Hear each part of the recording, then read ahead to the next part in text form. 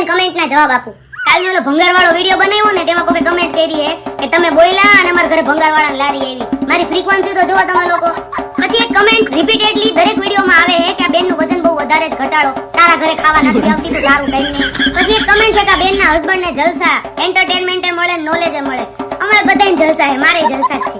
બસ કોકે એવી કમેન્ટ કરી કે તમારા દાંત સાફ કરાવો. એટલે તમને બધાને મારા વજન, મારા દાંતથી શું તકલીફ છે? હું રહું છું એ કોઈને તકલીફ નથી યાર. મારા દાંતમાં કોઈ મેં ધૂમ્રપાન કરીને આવા દાંત નથી થયા, એટલે મહેરબાની કરીને મારા દાંતની ચિંતા ન કરતા. તમે બધાએ કીધું છે બોટાદ લઈ જાઓ, મોરબી લઈ જાઓ, જુનાગઢ લઈ જાઓ, જામનગર લઈ જાઓ, બધે લઈ જઈશ. બધું મારા ધ્યાનમાં જ છે, બધા વિડિયો બને.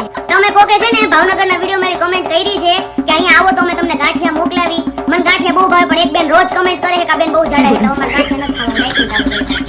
પછી ડોસીના નામવાળા વિડિયોમાં એવી કમેન્ટ આવી હતી કે અત્યારના બધાના ખોરાક જોઈને એવું લાગતું નથી કે કોઈ બાની ઉંમરે પહોંચે. ઈ વાત તો સાચી છે, બધા ટેડ દઈને વયા જાય, ફટાકડા ફૂટીને માળા ફૂટી જાય. આમ તો જનરલી મારા બધા વિડિયોમાં સારી જ કમેન્ટ આવે છે, ખરાબ નથી આવતી. મને કોઈને જ ફરક નથી પડતો, તમે બધા મને પ્રેમ આપો છો ને એટલે આપણા વિડિયો તો આવતા જ રહેશે. એટલે તમે તમારા જલસા કરજો. અને ગીતવાળા વિડિયોનો અખંડ આનંદ તો ચાલુ જ રહેશે. આપણે તમ તારે 100 પાર્ટ કરવાના છે. કમેન્ટો કર્યા રાખજો.